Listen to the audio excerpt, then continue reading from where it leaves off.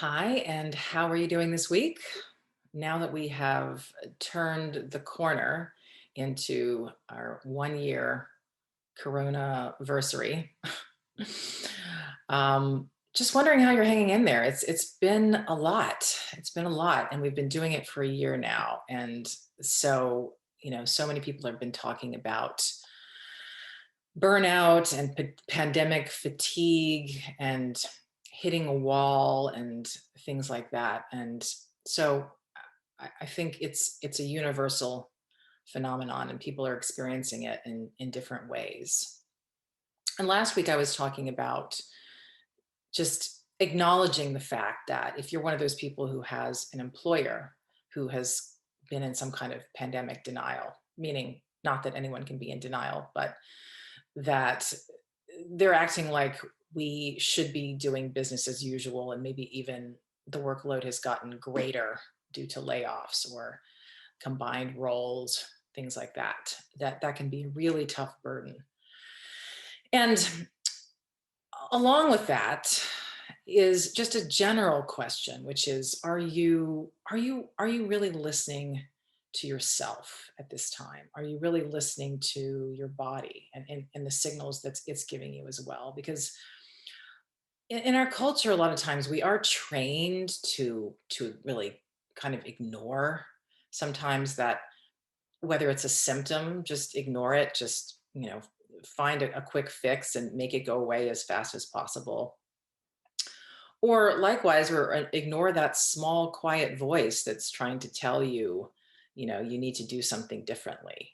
We're really trained to listen to external voices, external messages, and to respond to those, whether it's the societal messages saying this is how you're supposed to live your life, this is what you're supposed to do to to be a successful human being, or or the simple voice of your boss who's saying, nope, you got to show up at this time, you got to do these this many projects and meet these deadlines, no questions asked.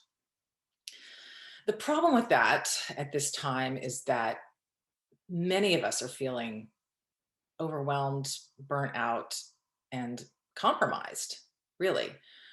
The stories that are coming up in the media are that about over 50% of people are reporting feeling completely burnt out at this point, and that's a huge number, even for our culture, which has a high burnout rate, because we do tend to churn them and burn them. That's what we like to do.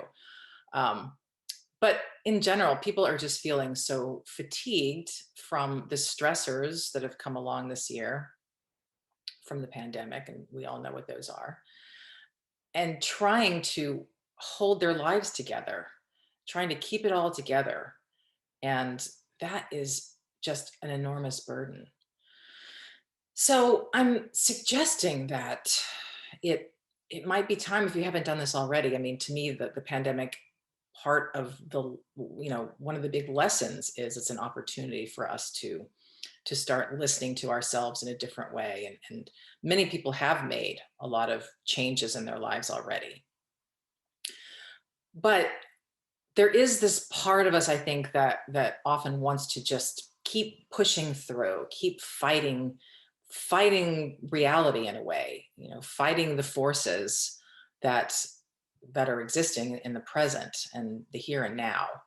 And if we can just get to the future when the vaccine is completely rolled out and this thing is gone, and yes, there's reason to have hope, and that day is going to come for sure. But in the meantime, how are you going to take care of yourself now? Because we don't know how long it's going to take before we get back to quote unquote normal. And until then, your body can only take so much. Likewise, your mind.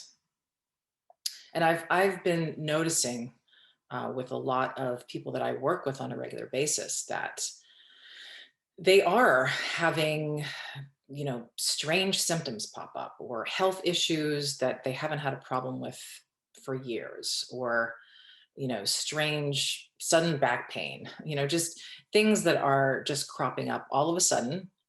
And it's almost like right now it's been a year and the body is saying, I've had enough.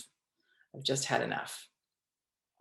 So I think that we've still been chugging along, even with the adjustments that we have made so far.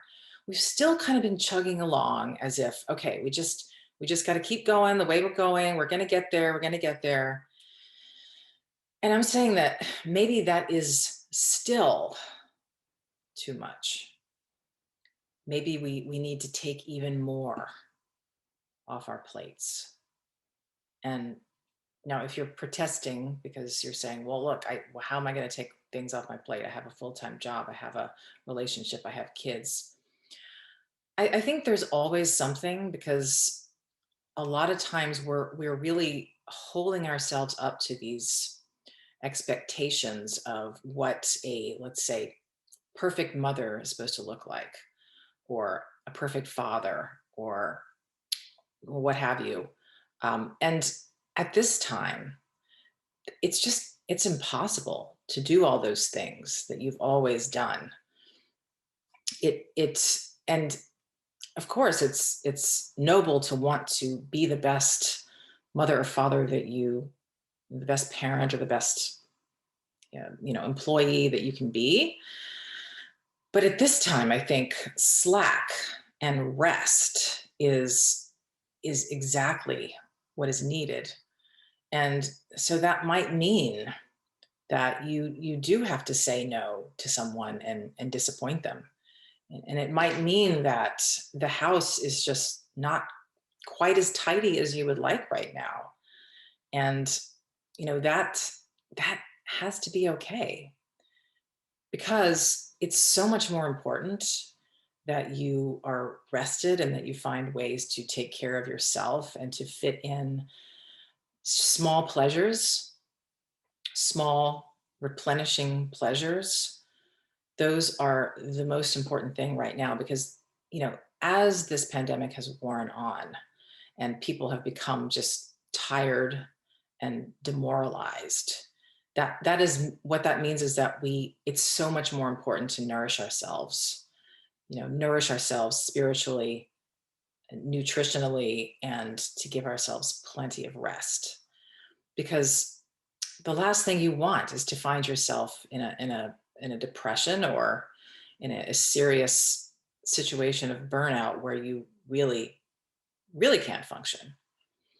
So even though it might seem impossible to get off the hamster wheel, small adjustments can be made. Just acknowledgement, just a listening to yourself. Can I really do this extra thing that I said I could do? Can I really do the whole list, the daily task list that I used to be able to do? It's okay if you can't. These are still extraordinary times. We are not in a new norm. We're in a new normal, but we're not in a new normal. We're not in the next stage, which is post-pandemic. We are still in the pandemic. And so we still have to acknowledge that reality.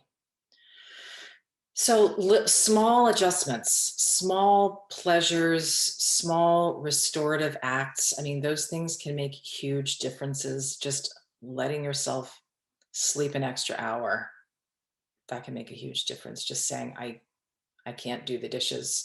It's going to have to be okay. I need the extra hour of sleep. Or, I just need to be able to lie down for 5 minutes in the middle of the day. 5-minute break. It may seem like a small thing, but a small thing can make a huge difference. The most important thing, though, is to really start listening in and paying attention. Like, if you feel tired, that means not that doesn't mean keep pushing through. That means take a break, get some rest, take the day off. A mental health day, take the day off from work. Seriously, sleep, whatever you need to do. So I just can't stress how important it is, I think, to take extra care of ourselves right now.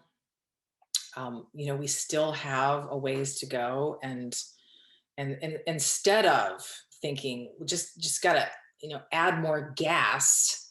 I think instead taking the foot off the accelerator is really what's needed at this point.